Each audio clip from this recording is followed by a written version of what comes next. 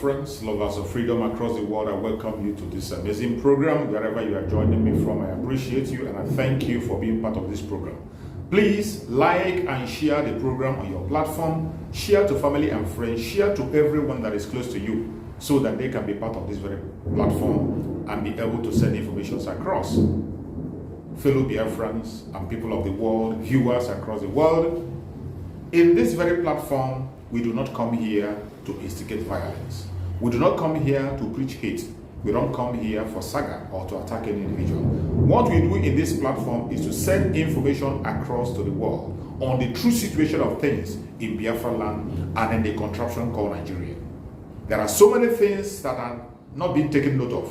There are so many things that are happening that are being told in a different form. In this platform, we bring those information to your doorstep and tell you exactly how things are. There are certain videos that you might not be able to come across on the media. Some videos that are hidden from the eyes of the people, we bring them out and share it through the social media so that the world will be aware of what is going on in the contraption called Nigeria. I welcome every one of you, and I'm going to share a very important information as we speak. I want you to watch this video from the beginning to end. You will understand what we are talking about. So many things that you can't see online. You are going to see it here.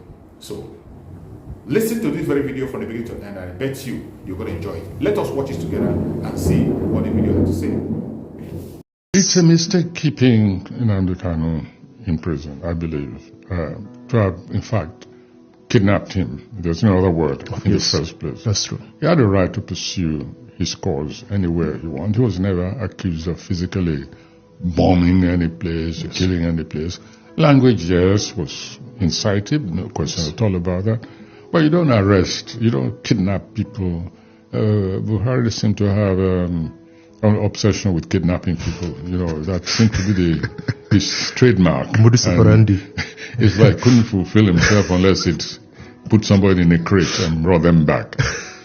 And I think that, politically speaking, if they have any real charges against him, well, since he's in their hands, they should try him.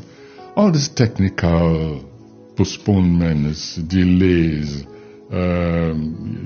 these tactics of just of avoiding the basic issue, for me, it's just counterproductive. The purpose of this video is to educate the masses that Nnamdi Kanu ought not to be in detention because the federal government feel that they can keep him perpetually there, not remembering that what he was fighting for is his fundamental human right of self-determination. Please, I want you to support this YouTube channel, The Noble Nigeria. After this video, you can go and type it there and subscribe to his channel because I believe that Nigeria media houses are not doing enough when it comes to the issue of injustice in Nigeria. Because when one is attacked, when one's right is violated, everybody keeps quiet. The next time it could be you. So I believe that the media houses and the bloggers will step up their game in defending the masses. When I mean defending the masses, it's not all about defending illegality. It's all about standing on what Constitution says this is this and that is that, not turning things upside down. So take your time and watch to the end of this interview for the purpose of this video. Thank you. How would you describe the civil war that Nigeria went through 1967 to 1970? How would you describe it, Prof? A waste, a total waste, a gross, costly error. It was an avoidable war. It was an unjust war. And I said so at the time, as you probably know. And I was appalled by the fact that we went to war so easily. I should explain that I believe very much in the right of self-determination. Otherwise, what was independence all about? What's the entire struggle for liberation on the African continent all about? If it is not about the right of people to determine their own destiny. And to find us fighting a war to preserve the demarcations inflicted on us by foreign intruders was for me an act of abject mental enslavement. It was surrendering our will and the readiness to go to war and lose close to 2 million people to preserve something which was imposed on us by total aliens was for me a humiliating fact. It is worse than a crime against ourselves. It was just a denial of who we were as creatures of reason, of volition, of self-determination. It made nonsense, in fact, of what I considered we were. So, and the consequences are still with us till today. I know you've met Chief Odumegwu Ojukwu you met him when he was alive. Ojukwu, yes. Yes, the General Ojukwu. What was how would you describe him?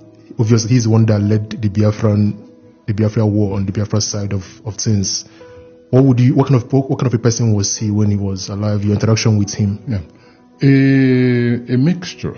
He was very conscious of his class. I mean, he belonged to he had an affluent father who was a business person. He was into the best schools for education.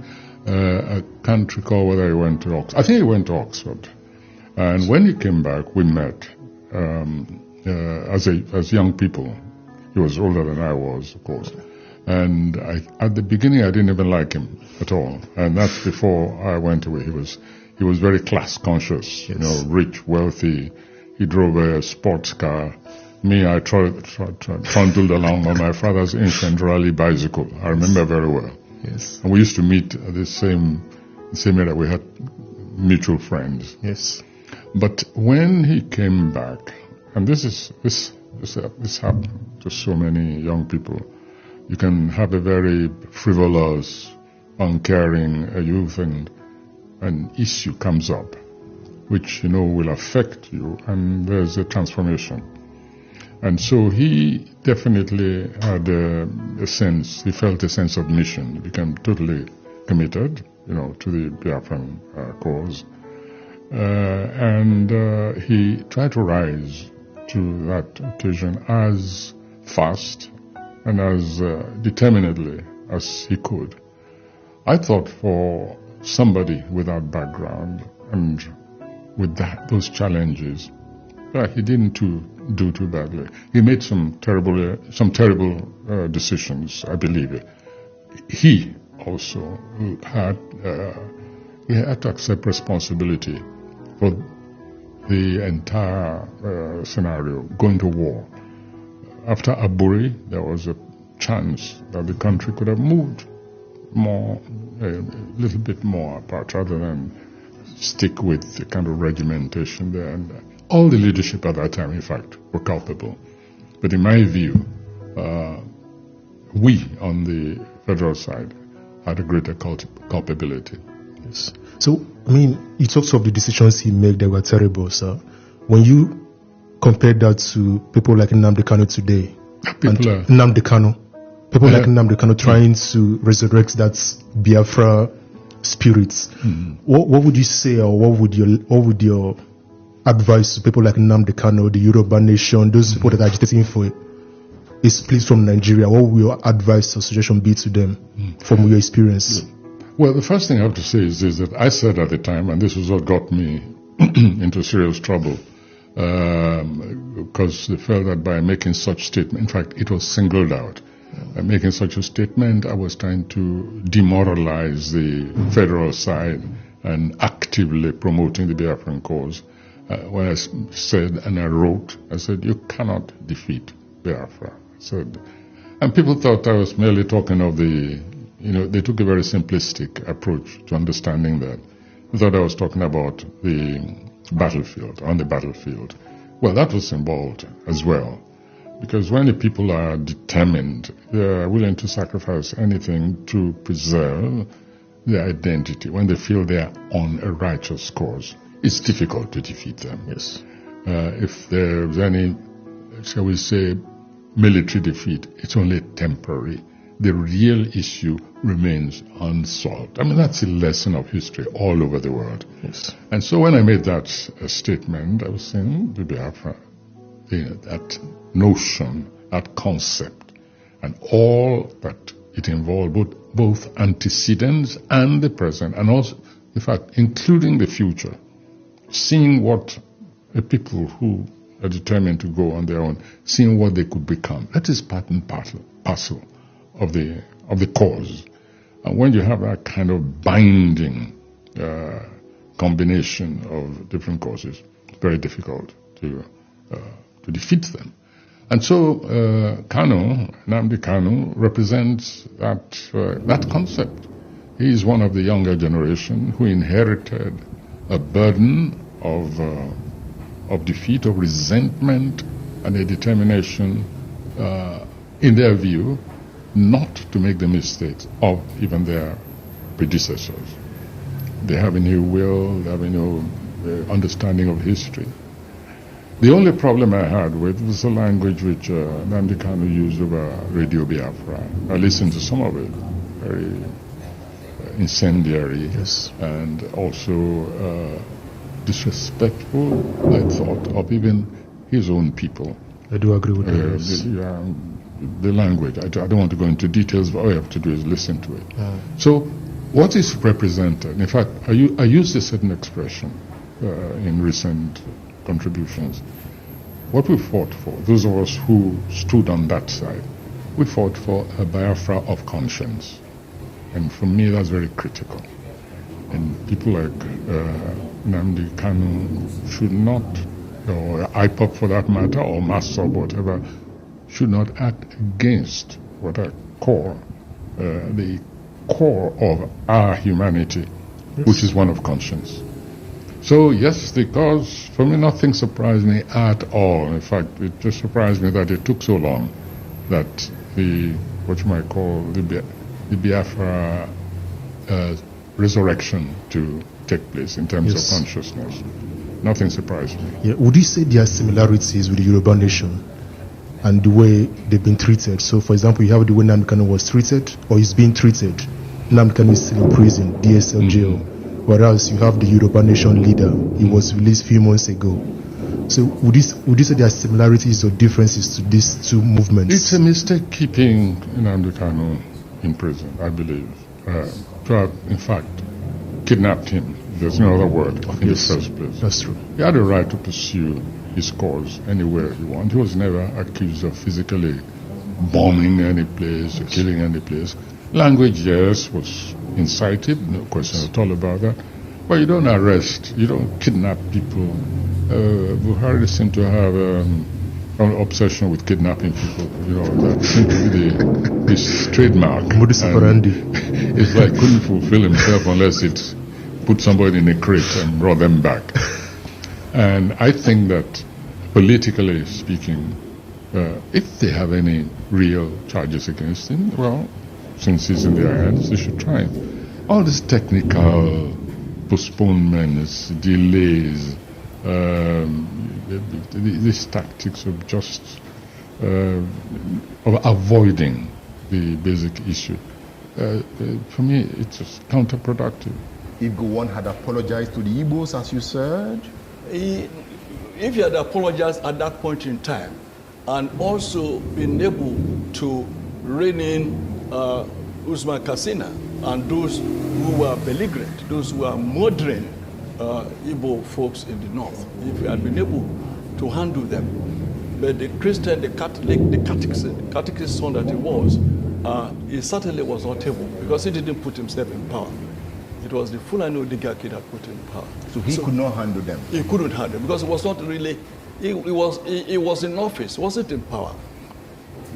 The Murtala Muhammads were in power? Oh yes, Murtala Muhammad would tell him off at executive meetings and say this, use unprintable words on him, and he would just keep quiet. I mean, he didn't know how he became head of state. So why was he scared of the Murtala Muhammads?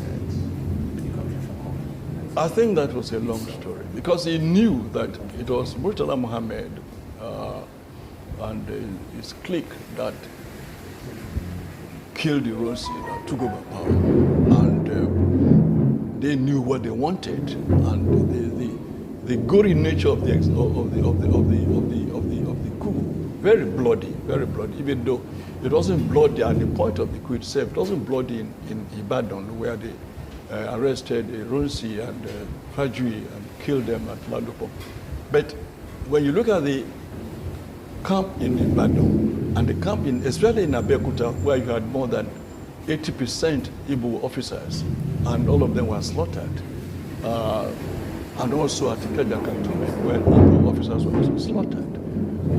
It was obvious, therefore, to Gawan that even if they put me there as a figurehead, there was not much I could do to rein those who are perpetrating. And even the number two to Ironsi, who was Gundipe from my village, had to run away.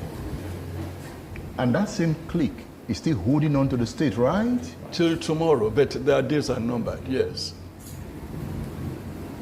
Thank you so much for watching the program. I appreciate you for your patience to watch from beginning to end. I hope you have learned a lot from this very program that I just played, this video. Please like and share the video. Share to all platforms.